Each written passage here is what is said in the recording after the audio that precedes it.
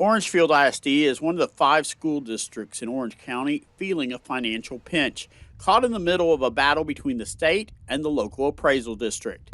In relation to the appraisal district and its valuations, as well as the controller's office and their evaluation, they're can be at odds. And whenever those two entities are at odds, school districts typically suffer.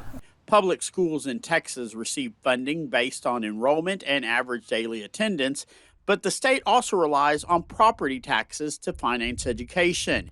And that's where many school districts get pushed into a corner. When the local appraisal district is 5% off of what the state controller's office says that valuation should be, then we fall out of grace. We have 2 years of grace before they start applying the controller's value to the school district. So, for example, in our school district, let's say it was $7 million worth of value, and the controller said it should be $8 million. Well, after we're out of grace, they apply the $8 million. Well, then the state at TEA, Texas Education Agency, sees that value and says, "Oh, you need less money from us. You have your local money." Well, the problem with that is we have to base our tax collections on the appraisal district, not the controller's office. And so when that happens, we get upside down. And in our district, it was about $800,000. Per capita, it was actually greater than some of the schools in the county.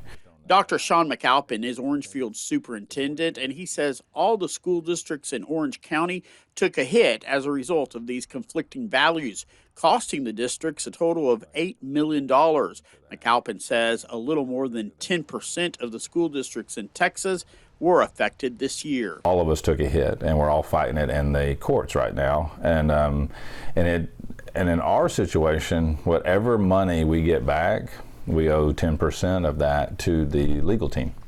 And so even if we do win the case, we still pay a fee, and so we really don't get all of our money back, unfortunately. McAlpin says it still does not make sense that school districts are the only taxing entities that are impacted and punished when the local and state property evaluations don't match. Mr. Overton at the appraisal district has been great, and he's, based on our conversations, and all the superintendents have met with him, and all of us feel like he's working hard to try to get that right. But we really want the values to be correct so that the taxpayers aren't overburdened with a ridiculous value on their home or their business. But we also understand that we have to keep up. Like we can't be that far behind the state either. So it's a balancing act for him or for their department. And when there's no balance, the burden unfairly leans on the school district to figure out how to compensate for lost revenue. We have to be real conscientious of that and try to be as frugal as we can and find balance. And so there's things like, for example, this year we didn't really raise any of our line item budgets. Like there was not necessarily new money for that. We were able to give a small raise and move some money around to assist in some other areas. But we just had to try to be smart with it, and not everybody's in that situation. Luckily, in our district, I was able to make some changes. But at the end of the day, some people are going into their fund balance. In Orangefield, I'm Angel San Juan reporting.